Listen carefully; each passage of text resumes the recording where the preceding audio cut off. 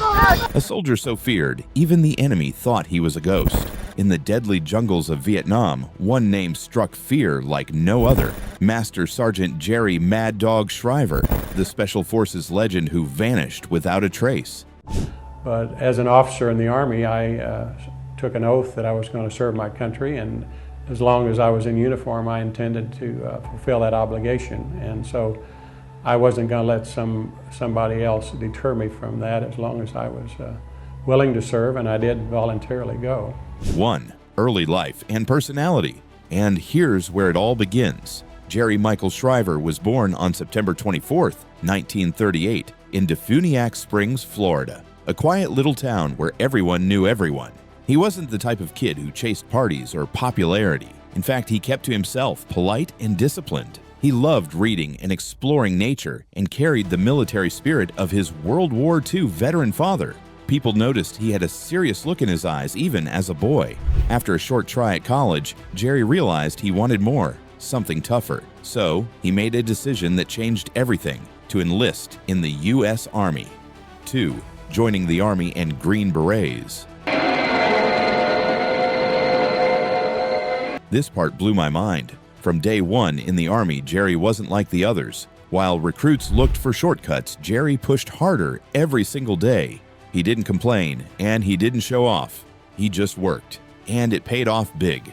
He earned a spot in the elite special forces, the Green Berets. That meant brutal training, jungle survival, explosives, languages, weapons, and hand-to-hand combat. Missions where backup wasn't guaranteed. Most soldiers couldn't even dream of making it. But Jerry, he wasn't just passing the test. He stood out. He was built for this. 3rd Vietnam War challenges.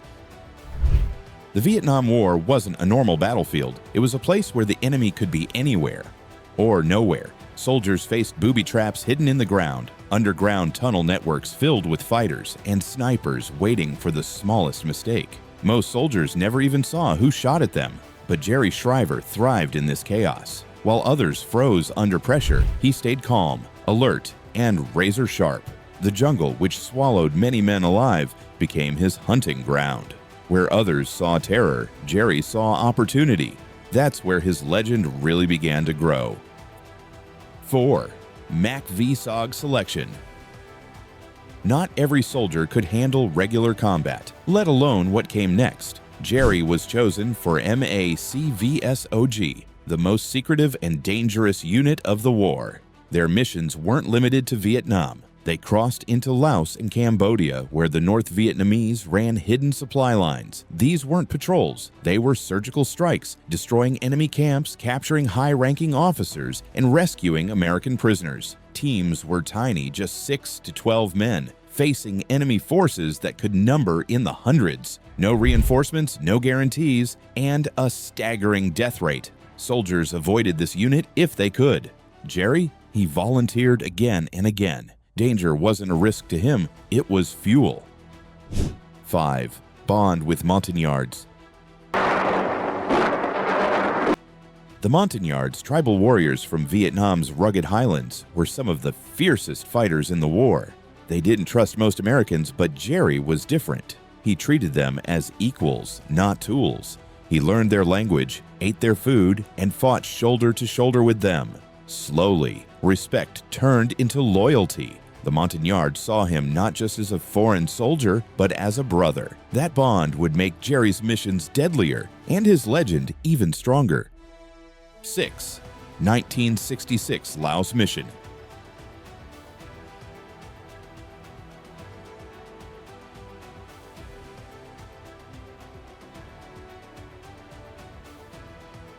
In 1966, Jerry's team went deep into Laos along the infamous Ho Chi Minh Trail. Suddenly, all hell broke loose. The enemy ambushed them, surrounding the team with overwhelming firepower. Most men would break. Not Jerry. He charged straight into enemy fire, drawing bullets away from his trapped comrades. 2 teammates were down. Jerry dragged them to safety under a rain of gunfire. He was wounded himself, but never slowed. When helicopters finally pulled them out, Jerry immediately cleaned his rifle as if nothing had happened. That day, he earned the nickname Mad Dog, and he lived up to it. 7. growing reputation. By 1967, Jerry's name echoed across Special Forces camps. Whispers called him fearless, a man who thrived where others broke. Enemies feared his sudden strikes while allies respected his grit. His Silver Star from 1966 became proof of his unmatched courage, though he wore it quietly. Jerry never flaunted medals or honors. Instead, he kept his uniform plain, refusing to let glory cloud his focus. For him, it was never about recognition. It was about survival, duty, and the men beside him. That humility made him even more legendary among soldiers who served with him. 8. 1967 POW rescue in Laos. So picture this, 1967, somewhere in the thickest, sweatiest jungle Laos has to offer, Jerry volunteers for a mission that, to be blunt, everyone else thought was basically a death sentence. The plan? Bust a bunch of American POWs out of a camp crawling with enemy soldiers, like actually hundreds. Sneaking in? Forget it. Jerry's crew had to go in guns blazing. No element of surprise, just pure chaos. And Jerry? Dudes leading from the front, dodging explosions, tearing open cages with his own hands like he's some kind of action movie hero. The POWs inside were barely hanging on, starving, weak, you name it. Jerry hauls them out one after the other, and even after catching a bullet to the leg, he's still carrying a guy on his back, blasting away with the other hand. Nobody on his team dies. 0 casualties. Unreal. He gets another Silver Star, as if he needs more. At this point, people aren't just whispering about Jerry. They're telling straight-up war stories. 9. Enemy myth, the White Ghost. By the late 60s, the enemy was seriously freaked. The Viet Cong and NVA started calling Jerry the White Ghost of the jungle. No joke, rumors flew that bullets just, bounced off him, or that he'd straight-up strangle you with his bare hands. Some even said he never slept, which honestly might be true with how wild his missions got. Word spread through the villages, kids and old folks whispering his name like he was some pissed-off spirit lurking in the trees. The North Vietnamese stuck a fat bounty on his head. We're talking big money. Didn't matter. No one ever cashed in. That jungle, Jerry's turf. Try to kill him? Yeah, good luck. 10. Tet Offensive. Tet 1968. Out of nowhere, the Viet Cong and NVA launched this massive attack. Surprise parties for more than 100 towns and bases all over South Vietnam. Over 80,000 enemy troops just swarmed in, catching everyone with their pants down. Fighting went off the rails, thousands dead. Cities like Saigon and Hue totally rocked, and the news back in the States. Pretty much everyone's faith in the war was shaken to the core. But Jerry couldn't care less about the politics or what the folks back home thought. Dude had tunnel vision, mission after mission, still the same cold-blooded focus that made him a legend. When others started breaking down, Jerry just doubled down. 11th final mission in Cambodia. On April 24, 1969, Jerry Shriver embarked on what would become his final mission. He was tasked with locating a massive North Vietnamese base deep inside Cambodia, a region teeming with enemy forces. With him were 12 men, a mix of Americans and Montagnard tribesmen. Shortly after insertion, disaster struck. The team was spotted and quickly ambushed by hundreds of North Vietnamese soldiers. Chaos erupted. Jerry, true to form, stayed calm under fire. He directed the fight, checked on his men, and even dragged wounded comrades to safety while laying down cover fire himself. Radio transmissions grew desperate before suddenly cutting off mid-battle. Air support unleashed napalm and bombs to cover a possible escape route. When the smoke cleared, there was silence. No radio calls, no sign of Jerry or his team. Search efforts days later turned up nothing. No bodies, no weapons, no traces at all. Jerry Shriver was declared missing in action.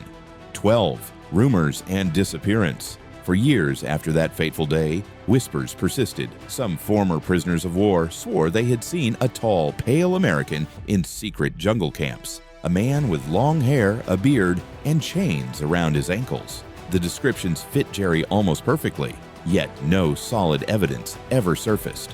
Intelligence reports remained inconclusive, leaving only haunting rumors of his survival. Families and fellow soldiers hoped he might still be alive, but hope faded with time.